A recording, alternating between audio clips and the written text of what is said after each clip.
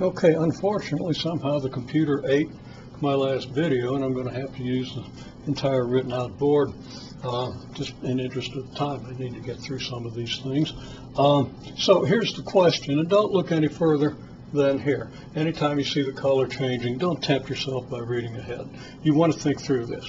Okay, if the rate with respect to x, at which the rate of change of y with respect to x is changing when x equals 12.3, is negative 11.7, now that's a mouthful, you're going to have to deconstruct that, then by how much do we expect our estimate of the new y value, the estimate we made over here, to have been off? And what do we expect a revised estimate to be based on this new information? Now you should think through that. Don't read ahead. I'll explain it as we go. But see if you can pause for a minute and figure out just what this is telling us. Okay? Again, if you've been through a calculus course, you should be able to. If you haven't been through a calculus course, if you're pretty clever, you can probably do it, but most people probably can't. Okay, well, here we go.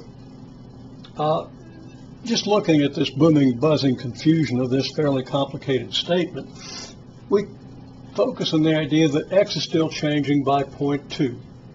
Okay, x changes from 12.3 to 12.5. We're trying to revise our previous estimate so the conditions of the previous situation apply. Everything that we've done here applies, but we're going to be able to refine our estimate. Okay, so x changes by 0.2.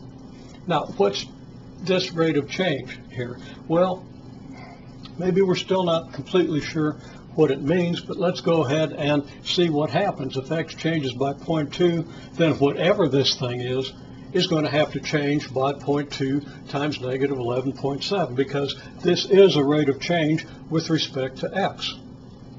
And this does apply when x equals 12.3. So we're going to say that at least when x equals 12.3, negative 11.7 is a rate of change of something with respect to x. So whatever it is a rate of change of, that quantity changes by about 2/10 of negative 11.7, which would be, then doing simple multiplication, negative 2.3. Now, we've left unexplored or still a little fuzzy, and naturally it will be. It's a complicated statement. Just what is it that's changing by negative 2.3? Well, it's the rate with respect to x at which the rate of change of y with respect to x is changing. So what exactly is it that changes by negative 2.3? If you read this carefully, you'll see that it's the rate of change of y with respect to x that changes by negative 2.3. Okay? Now, knowing everything that we did here, but also now that, or everything that we were told here, but also that the rate of change of y with respect to x changes by negative 2.3, how does that change what we did over here? Think that through. But here it comes. Okay, well, when x changes from 12.3 to 12.5, the average rate of change of y with respect to x changes from what to what? Well, it was originally 21.6. If it changes by negative 2.3, it's going to be 19.3. Okay? Originally 21.6, a change of negative 2.3 gives us 19.3. And maybe I'll make a little note here. 21.6 minus 2.3 equals 19.3. That's a little small, although there's pretty good resolution in these videos. You might well be able to read that if I can write it coherently. Okay, that's how we get the 19.3, and that should be obvious if you think about what these quantities mean. Now, what are the implications for our estimate of y when x equals 12.5? Okay, you think that one through. Don't read this. You think it through. Okay, well, if this rate of change changes from this to this over the interval, then it's reasonable to say that the average rate of change on the interval is halfway between these, or the average of these two.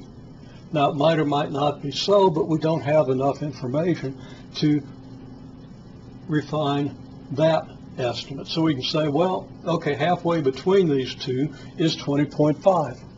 Okay, we just add these two, divide by 2, we get 20.5. That would be the average rate. Now, average rate of what? You know, we probably want to write this out a little more specifically, the average rate of change of y with respect to x.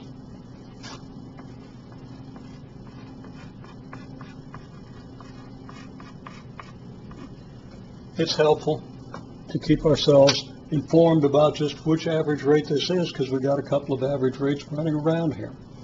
Well, that means that instead of 21.6, which we used to do this estimate, we could refine it by using 20.5 and get a new estimate.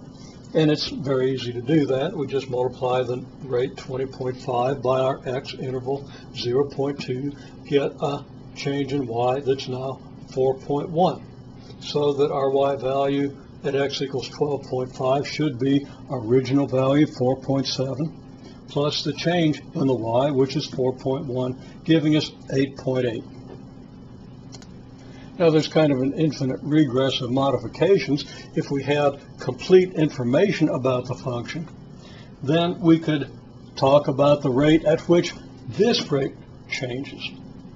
And we could incorporate the change in this rate to modify this figure. Modifying this figure is going to modify this, which is going to modify this, which is going to modify this. And then if we know the rate at which that rate changes, we can modify it, which modifies our modification of this, and so forth. Okay? And really what you're getting into there is just kind of an explanation of the Taylor series, because that's actually what we'd be constructing if we knew all the derivatives, if we knew all the rates of change. So, and I'll observe that what we're talking about here is the rate of change of y with respect to x is your first derivative. The rate at which that changes is your second derivative. So what we have here is your first derivative at the point, multiplying by the change in x gives us an approximate change in y. Modifying that with the value of the second derivative modifies our estimate of the derivative, which is going to be the average of these two quantities then. So our new estimate of the derivative is this based on this value of the second derivative. Again, this continues into infinite regress, but that's the picture and the full picture behind the differential. Now, when we do the differential, we ignore all this refinement and we just use the value, but we keep in mind that because of the changes in the second and higher derivatives, this is only an approximation that's only good to a certain extent, and especially good if we use smaller and smaller intervals. Because, of course, we've got a smaller interval, we get less modification here, don't we?